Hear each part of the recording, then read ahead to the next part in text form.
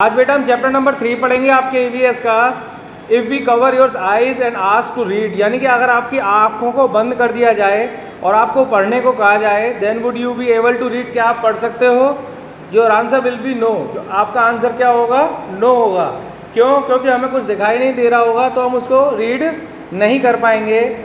However there are many peoples in the world who can not see, यानी दुनिया के अंदर ऐसे बहुत सारे लोग हैं जो देख नहीं सकते हैं, but they can read, but पढ़ सकते हैं, यानी उन्हें दिखाई नहीं देता पर वो पढ़ सकते हैं। Helen Keller was one such person, Helen Keller एक ऐसे पर्सन थे हु कुड नॉट सी, जो देख नहीं सकते थे, but she was a very famous writer, पर एक बहुत बड़े वो राइटर थे यानी लेखक थे। Keep different types of pens, pencil, sketch pens, उनके पास अलग अलग टाइप्स के पेन्स थे, पेंसिल्स थी, स्केच पेन्स थे। Which are similar in appearance is a bag made of a thick cloth, और उनके पास एक थिक क्लॉथ का बैग था। Ask your friend to put his hand in the bag, वो अपने फ्रेंड से कहते थे बैग में ट्राई करने के लिए, और आइडेंटिफाई करते थे चीज़ों को।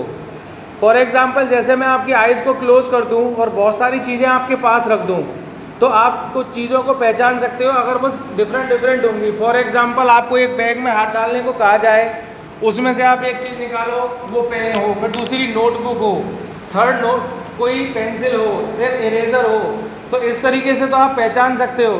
बट अगर मैं 4 कलर्स के पेन रख दूँ, ब्लैक, ब्लू, ग्रीन, रेड, और आपसे कहूँ बताओ ये किस कलर का है, तो आप नहीं पहचान सकते। आप केवल इतना पहचान सकते हो कि ये पेन है, ठीक है। In the same way ask all friends recognise each item is touch, इन सब बातों को देखते हुए you must have identify by touching, वो टच करके चीज़ों को पहचानते थे। Similarly those people who can not see, इसी तरीके से जो लोग नहीं देख सकते हैं वो भी इन लेटर्स को टच करके पहचानते हैं। Recognise the letter touching them with the help of special script language, Braille script. इस लैंग्वेज को कहते हैं हम ब्रेली स्क्रिप्ट, और ये एक स्पेशल लैंग्वेज है जिसके द्वारा हम पहचान सकते हैं। आपके सामने बोर्ड पर कुछ मैं ए से लेके जेड तक अल्फ़ाबेट्स लिखे हैं।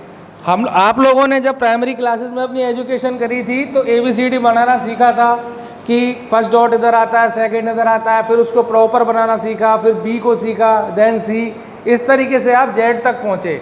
अब आपको तो दिखाई देता है, आप वेरी गुड पर्सन हो, सारे आपके ऑर्गन्स ठीक हैं, बट कुछ ऐसे पर्सन्स होते हैं जिनके संग ये प्रॉब्लम होती है, तो वो कैसे रीड करते हैं? उन्हें भी अपनी एजुकेशन करनी है, सारे काम करने हैं, तो वो ब्रेली स्क्रिप्ट लैंग्वेज को यूज़ करते हैं। ये जो आपको सामने बोर्ड पर दिखाई दे रहा है, देखो A, यानी वो जब लिखते थे तो अपने पेन से उसको डार्क फॉर्म में कर देते थे, तो जहाँ पर एक डॉट होता था इस पोजीशन पर, उनके लैंग्वेज की 6 पोजीशन होती थी इस तरीके से, ठीक है। 1 2 3 4 5 6, ये 6 पोजीशंस होती थी, और इन डॉटेड्स के आधार पर वो उसको रीड करते थे।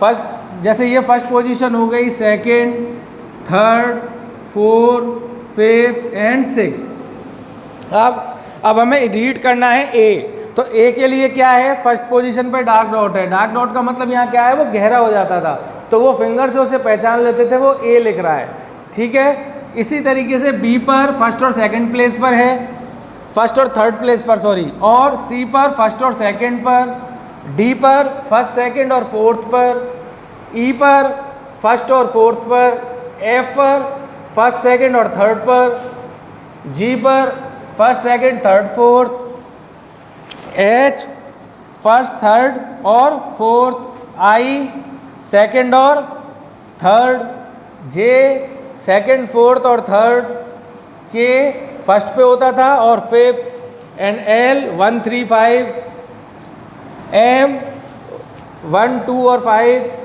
N 1 2 4 और 5, O 1 4 and 5, P 1 2 3 and 5, Q 1 2 3 4 and 5, R 1 3 4 5, S 2 3 5, T 2 3 4 5, U 1 5 6, V 1 3 5 6, W 2 3 4 6, X 1 2 5 6, Y 1 2 4 5 6 and Z 1 4 5 6।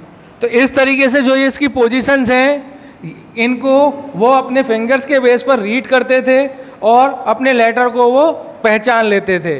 तो इस लैंग्वेज को हम ब्रिली स्क्रिप्ट लैंग्वेज कहते हैं। आपके एग्जाम्स में इसका क्वेश्चन किस तरीके से आ सकता है, फॉर एग्जाम्पल आपको तो कह दिया इंडिया को आप ब्रिली स्क्रिप्ट लैंग्वेज में लिख के दिखाओ, राजस्थान को लिख के दिखाओ, स्टूडेंट को लिख के दिखाओ, तो कोई भी एक आपको पूरा वर्ड दिया होगा उसको आपको लिखना होगा। जैसे कि आपकी बुक के अंदर भी एक प्रैक्टिस के बेस पर इंडिया को लिख के दिखाया हुआ है पेज नंबर 15 पर। ये देखो आपकी बुक के अंदर भी दिखा रखा है पेज नंबर 15 के अंदर कि आप ब्रिली स्क्रिप्ट लैंग्वेज के द्वारा इंडिया को किस तरीके से लिख सकते हो।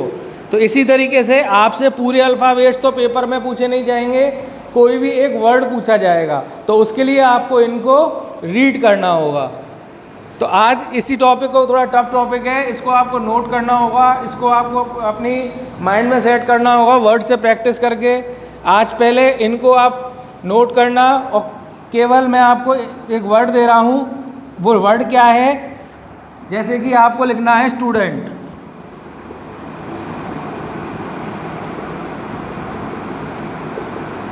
तो स्टूडेंट के लिए पहले एस बनाओगे, फिर टी, फिर यू,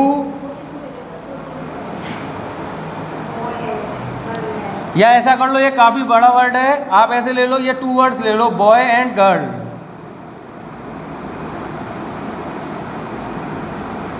तो बी ओ वाई, तो बी आपका ये रहा, ओ ये रहा आपका, एंड वाई। तो इससे फर्स्ट कंप्लीट हो जाएगा। सेकंड आपका है जी, आई, आर और एल। इसको आपको इसके अंदर से नोट करके और इसको फिर कंप्लीट करना है। अब मुझे बताओ, इस ब्रिली स्क्रिप्ट लैंग्वेज में आपको कोई वर्ड ऐसा है जो नहीं समझ में आ रहा हो? वैसे तो आप प्रैक्टिस करोगे उसके बाद ही आपको प्रॉपर क्लियर होगा।